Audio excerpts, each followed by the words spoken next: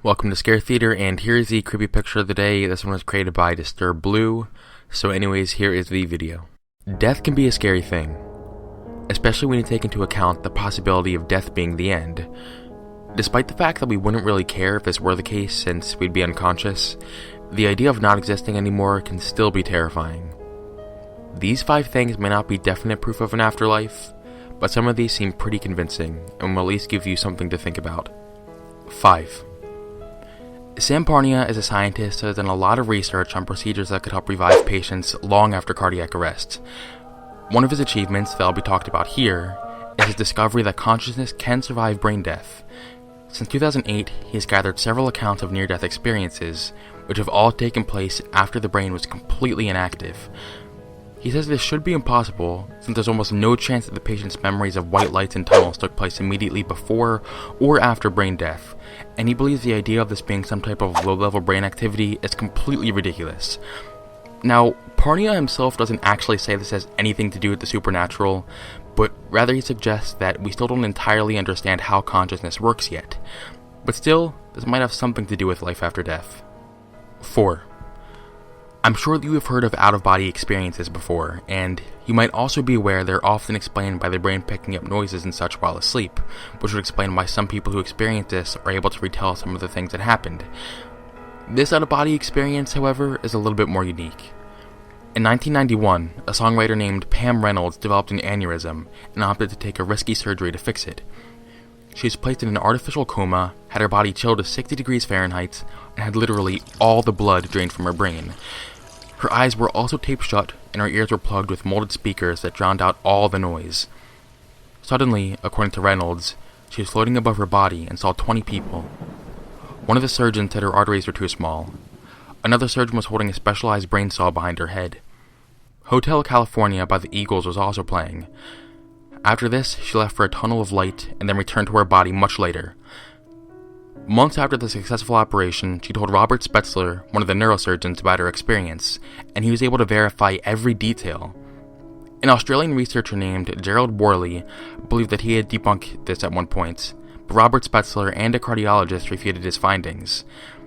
Even if Pam Reynolds was able to hear conversations, which is unlikely due to the earplugs, it still would have been biologically impossible for her brain to form or retain any memories at the time.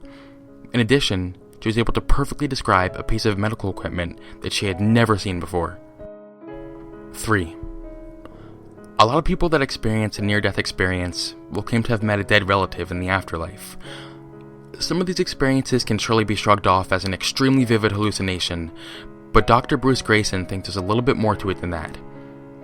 There have been several confirmed cases of people who've had a near-death experience and encountered a dead relative, despite not even knowing the relative had died. There have also been some people who have had near-death experiences where they met their never-before-seen biological parents and were able to describe them perfectly. In addition, Dr. Stephen Lauries, someone who does not believe in an afterlife at all, has collected some facts that are difficult to explain. He expected that near-death experiences would work the same way that dreams and hallucinations work, fading more as time passed. He actually found the exact opposite. Near-death experiences stay vibrant no matter how much time has passed. People who have had near-death experiences unanimously claim that the experience was the most vivid thing they've ever encountered, and it never faded. They were also able to retain perfect memory of that moment. 2. One aspect that makes near-death experiences odd is that they're all extremely similar. Some people think that NDEs are the result of random firing of brain cells, but if this were the case, then shouldn't all these experiences be pretty different from each other? A team of Dutch researchers did an experiment in which they looked at 344 different people who suffered cardiac arrest and got them to talk about their experiences within 1 week after they were resuscitated. Of the people questioned, 18% were able to recall bits of the experience, and 12 to 18% were able to recall perfectly very similar near-death experiences. So that's 28 to 41 unconnected people from 10 different hospitals who were able to recall almost identical experiences within a short period of time. 1. Dr. Ian Stevenson may possibly be the first person to provide proof of reincarnation through his research. He was able to record over 3,000 cases of children under the age of 5 who had very specific knowledge of the lives, loves, and deaths of people they cannot have possibly known about. In one case, a child from Sri Lanka overheard the name of a town she had never been to. Immediately afterward, she told her mother that she had been accidentally drowned there by her brother, before describing the town very accurately. She also gave details of her family, what they looked like, and what her name had been.